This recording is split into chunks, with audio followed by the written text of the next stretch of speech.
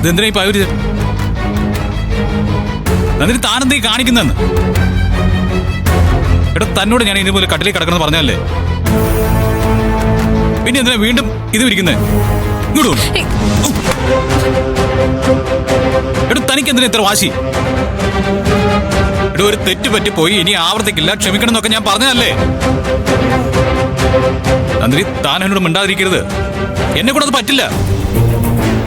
എടോ, താൻ സംസാരിച്ചില്ലെങ്കിൽ ഈ മുറിയിൽ ഞാൻ ശ്വാസം മുട്ടിയിരുന്ന് മരിച്ചു പോകും.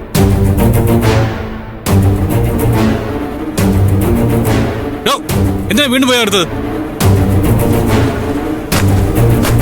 എടോ, തനിക്ക് ഉറങ്ങാറായെങ്കിൽ ഈ കട്ടിൽ വന്ന് കിടക്കടോ. കട്ടിലല്ലാതെ തന്നെ കിടക്കാൻ ഞാൻ സമ്മതിക്കില്ല.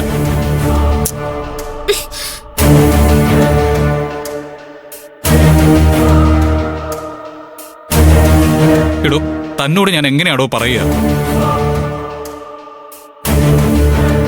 എനിക്കറിയാം ഞാൻ കുടിച്ചാൽ തനിക്ക് നല്ല വിഷമമുണ്ടെന്ന്.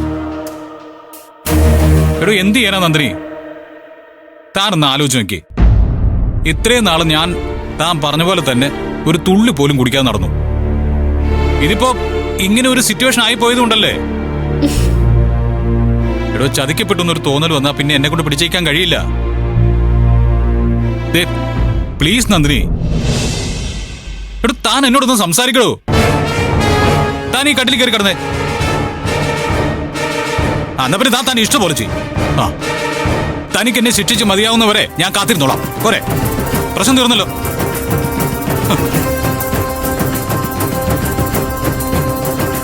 എന്നെ ആരും മനസ്സിലാക്കില്ല. എന്റെ ഫീലിങ്സ് ആർക്കും പറഞ്ഞാലും മനസ്സിലാവില്ല. എല്ലാവരുടെ മുമ്പിൽ സൂര്യ കുറ്റക്കാരനാണല്ലോ. ഇത്രയും നാൾ ഞാൻ കരുതിയത് തനിക്കെങ്കിലും എന്നെ മനസ്സിലാക്കാൻ പറ്റുമെന്നാ. അതുകൂടി ഇല്ലെങ്കിൽ ആയിക്കോട്ടെ.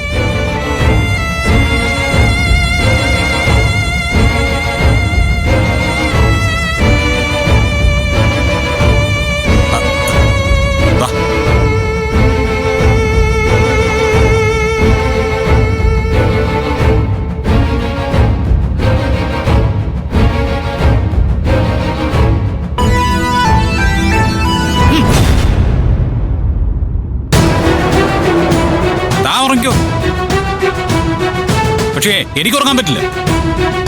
ഞാൻ ഉറങ്ങില്ല.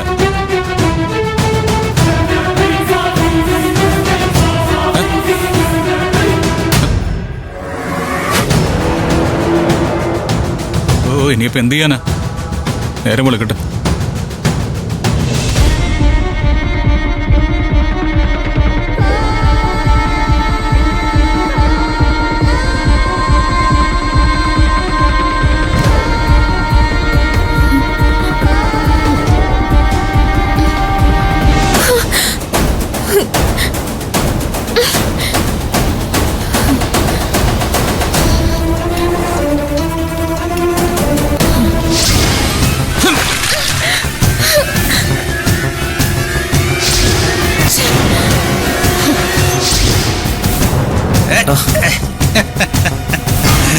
സൂപ്പർ.